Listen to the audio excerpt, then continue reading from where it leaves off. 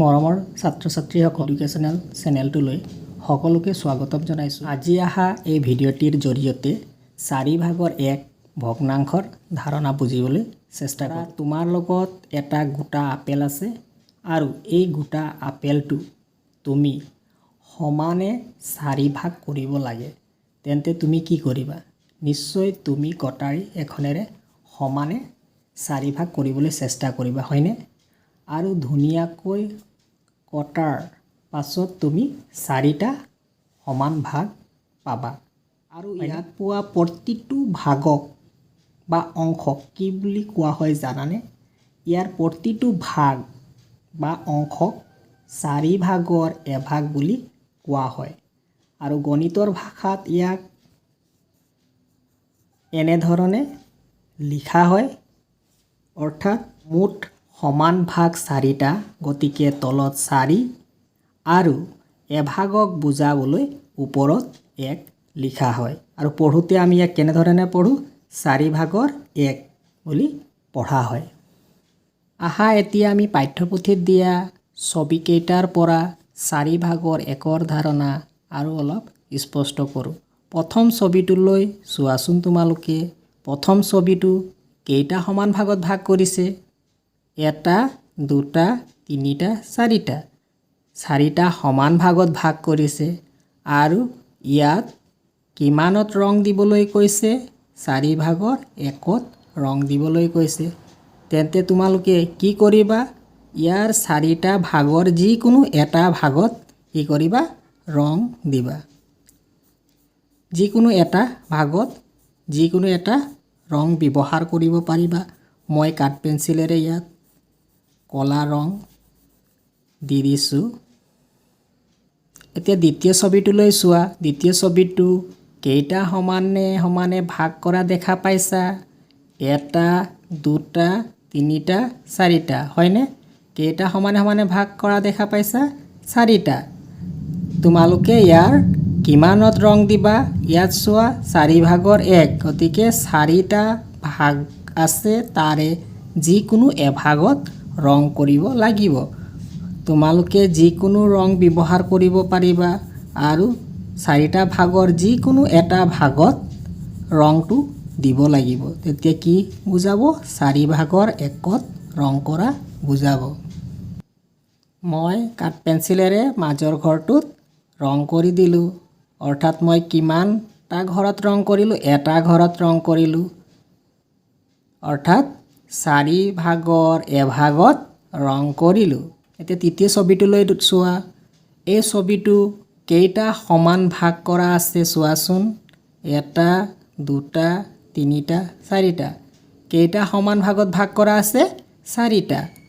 এই 4টা ভাগৰ যিকোনো এটা ভাগত তোমালোকে ৰং কৰিবা, কাৰণ তোমালোকক 4 ভাগৰ 1ত ৰং দিবলৈ কৈছে। গতিকে যিকোনো এটা ভাগত ৰং দিবা। মই এইটো ভাগত ৰং দিছোঁ। তোমালোকে ইয়াতো ৰং দিব পাৰা, ইয়াত বা ইয়াত যিকোনো এটাত, আৰু যিকোনো কালাৰ ব্যৱহাৰ কৰিব পাৰিবা।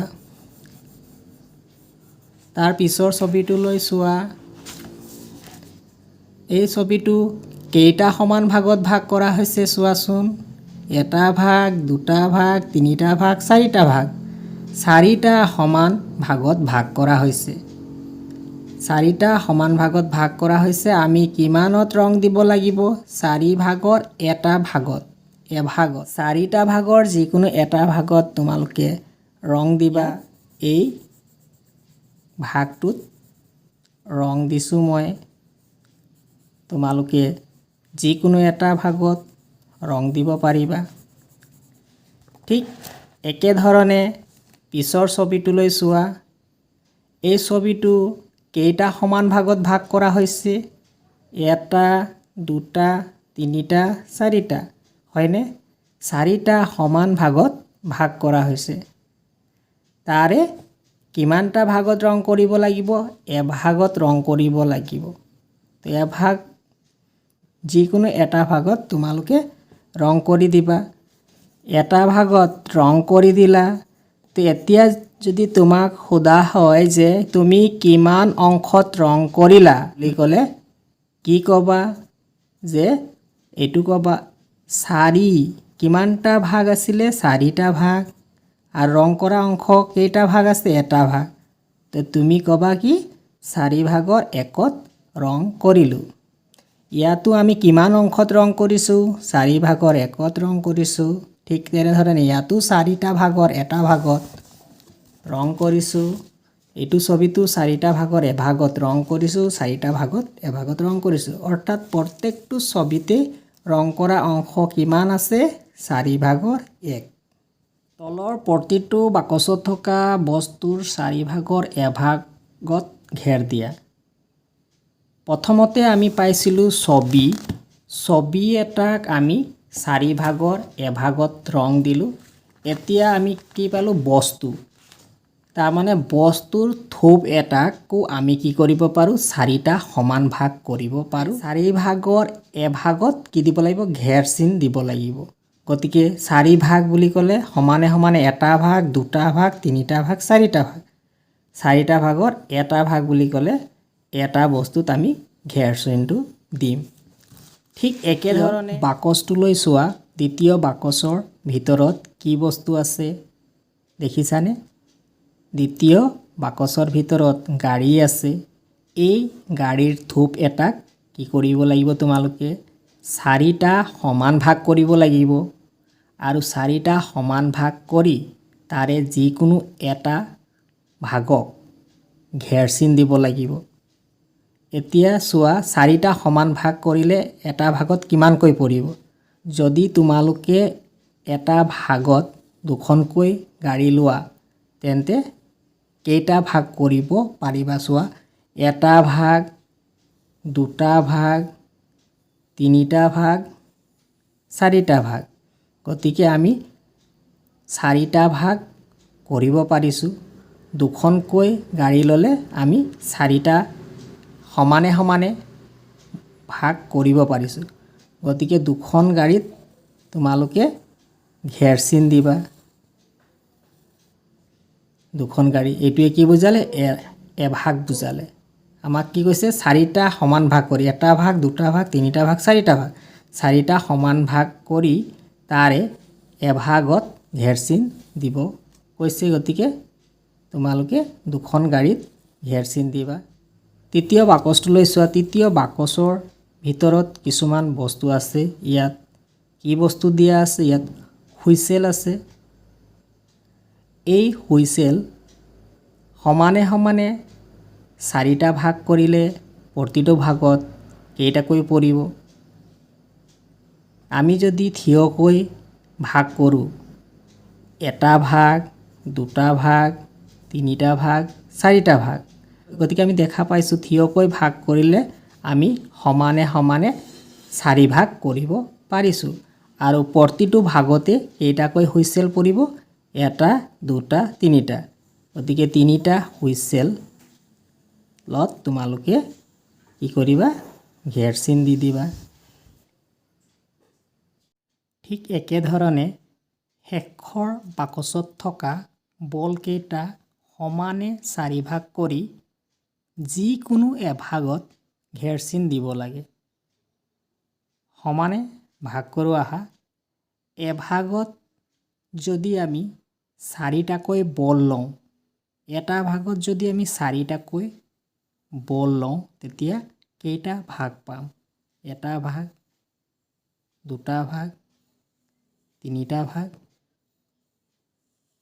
চাৰিটা ভাগ অৰ্থাৎ আমি 4টা সমান ভাগ পাম গতিকে 1 2 3 4 4টা বলত ঘেৰ চিন দিব লাগিব ঠিক আছে এয়া হৈছে এখিলা কাগজ তোমালোকে এনেকুৱা এখিলা কাগজ ল'বা আৰু কাগজখিলাৰ সোঁমাজত এটা ভাঁজ দি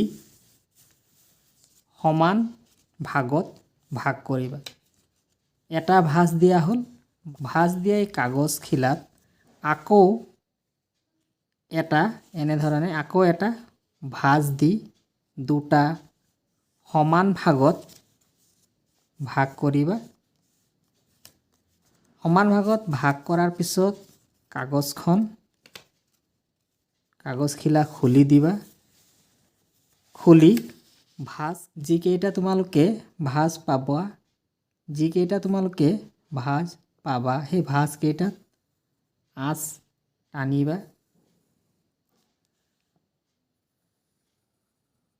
আঁচ টনাৰ পাছত কাগজখিলা এটা, দুটা, তিনিটা, চাৰিটা সমান ভাগত ভাগ হোৱা দেখা পাবা। আৰু ইয়াৰ প্ৰতিটো ভাগেই কিমান হ'ব জানানে? ইয়াৰ প্ৰতিটো ভাগেই হ'ব 4/1। এইটো ভাগেও হ'ব 4/1, এইটো ভাগ হ'ব 4/1, 4/1, অৰ্থাৎ প্ৰতিটো ভাগেই হ'ব 4/1। পাঠটোত আমি কি আলোচনা কৰিলোঁ? প্ৰথমতে ছবি বা বস্তু, যিকোনো বস্তু হ'ব পাৰে বা ছবি এটাক সমানে দুভাগ কৰিলে প্ৰতিটো ভাগক কি কোৱা হয়? আধা বা 2/1 বুলি কোৱা হয়। আৰু ইয়াক এনেধৰণে লিখা হয়।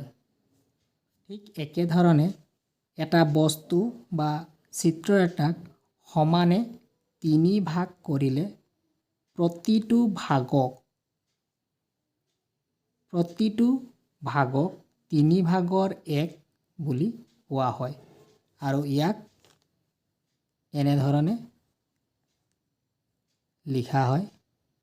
ঠিক একেধৰণে এটা বস্তুক বা চিত্ৰক সমানে 4 ভাগ কৰিলে প্ৰতি ভাগক 4/1 বুলি কোৱা হয়। আৰু ইয়াক এনেধৰণে লিখা হয় 4/1।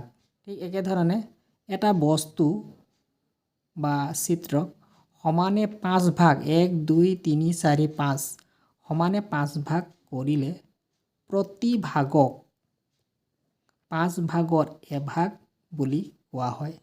আৰু ইয়াক 5/1 এনেধৰণে লিখা হয়। এইটো ভাগ 5/1, প্ৰতি ভাগ এইটো ভাগো 5/1, 5/1, 5/1, 5/1, প্ৰতি ভাগেই কিমান বুজাইছে? 5/1।